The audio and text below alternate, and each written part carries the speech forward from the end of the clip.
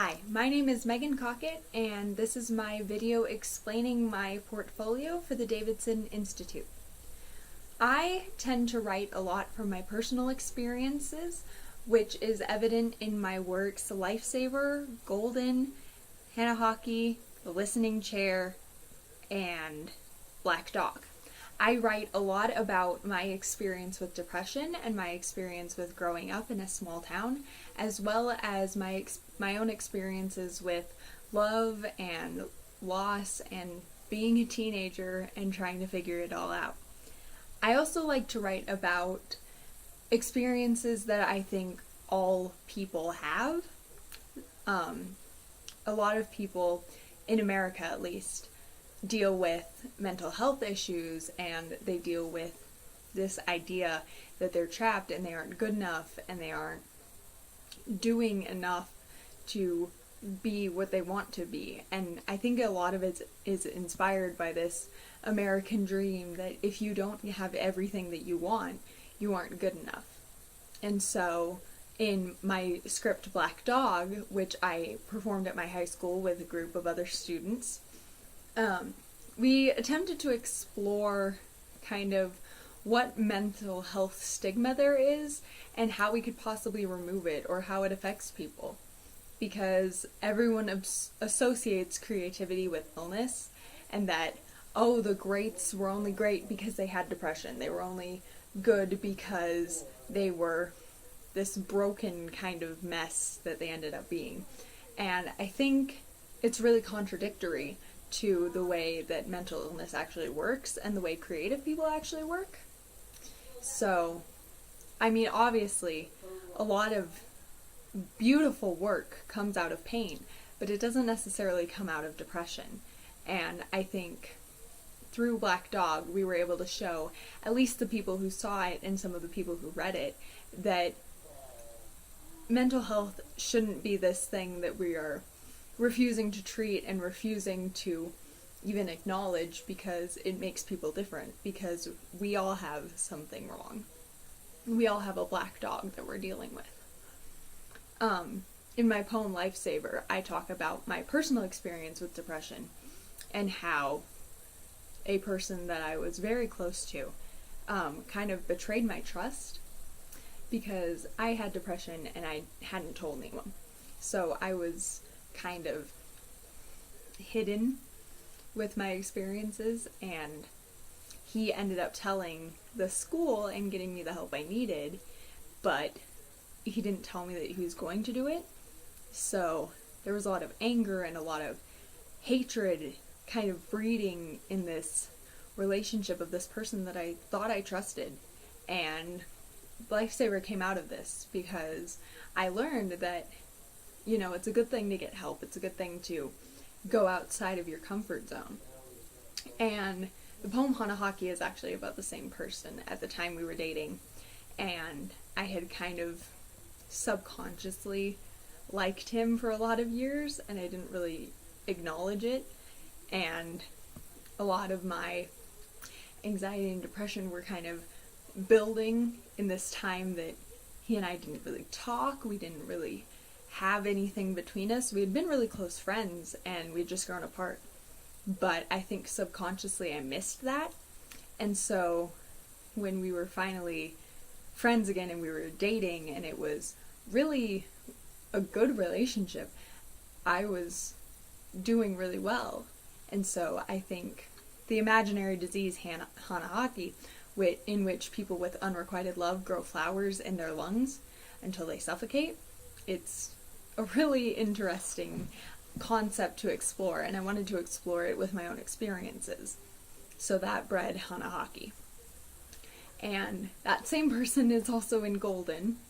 A lot of growing up is finding who you are and trying to push people away who you think don't fit into this image of who you could be, which I personally think it's kind of silly the way we do things as we're growing up, but we learn from them and we lose this childhood wonder and this kind of curiosity as we grow older.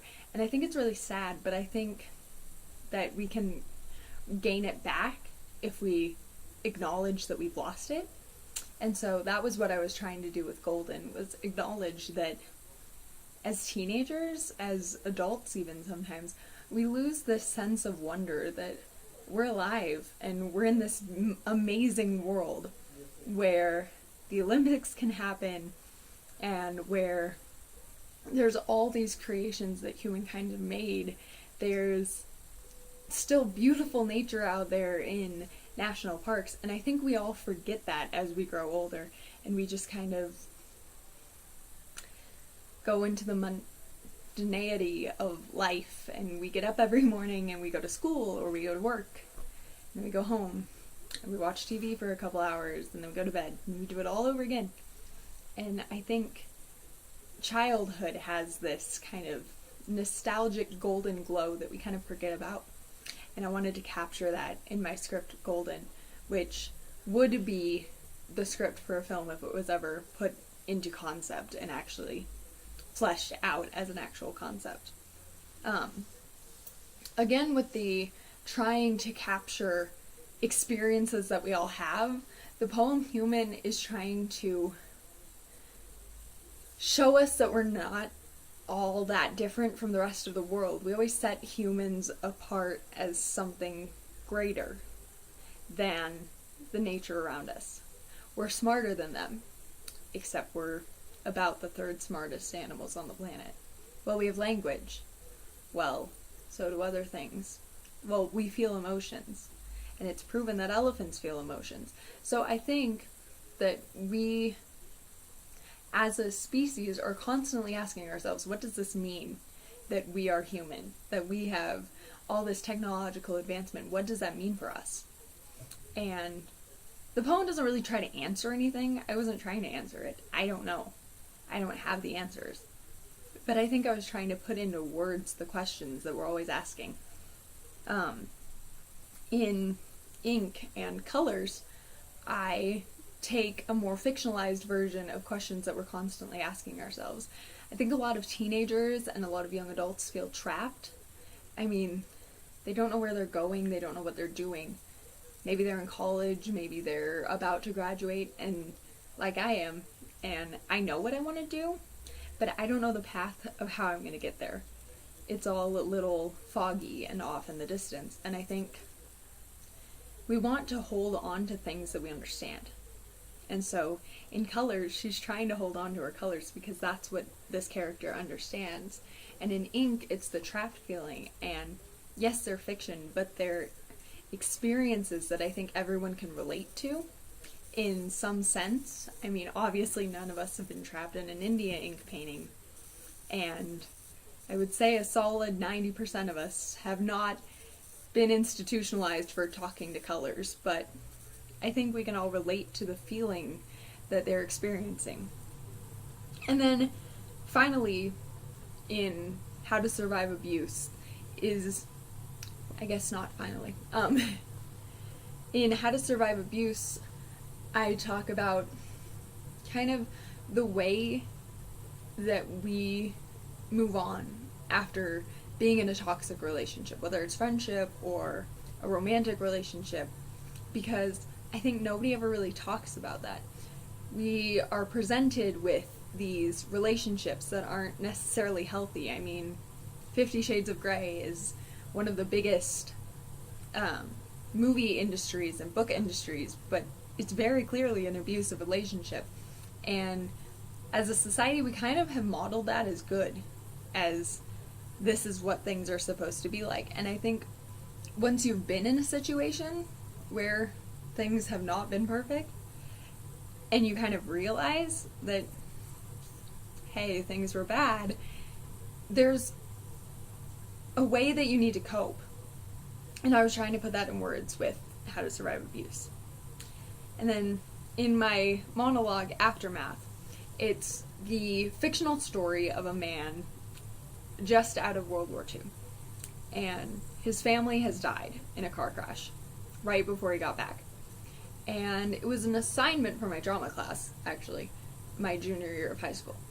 And we were given a piece of clothing that we were to build a character around, and ours was a military jacket.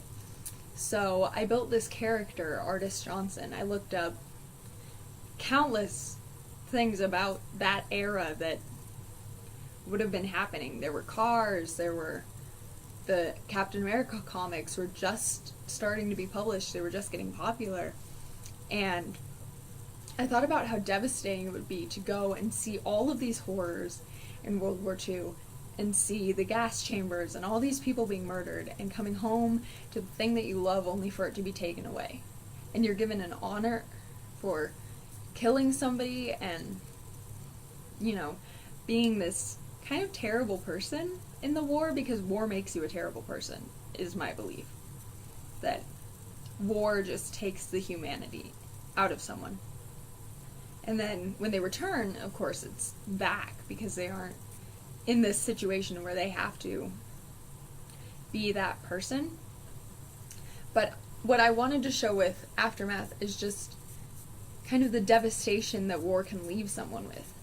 And yes, it was a period piece, but it really shows how damaged someone can be after seeing the damage that someone else has done. And just overall in my portfolio, I wanted to show that we are not alone as a species, and we're not alone as people. There's all these feelings that, oh, I'm completely alone. I'm alone in my bed texting someone late at night because they live in a different time zone, like in the listening chair. But we aren't actually alone. And with technology, we're less alone than ever. And I hope that my portfolio captured that. That we all have shared experiences that can be put into words, and they should be. Because there's no way to know that someone's experience is like your own unless you can read about it, or you can hear about it, or watch it on TV. And that's what I was trying to do, was to show people reading my work that they're not alone in what they're experiencing.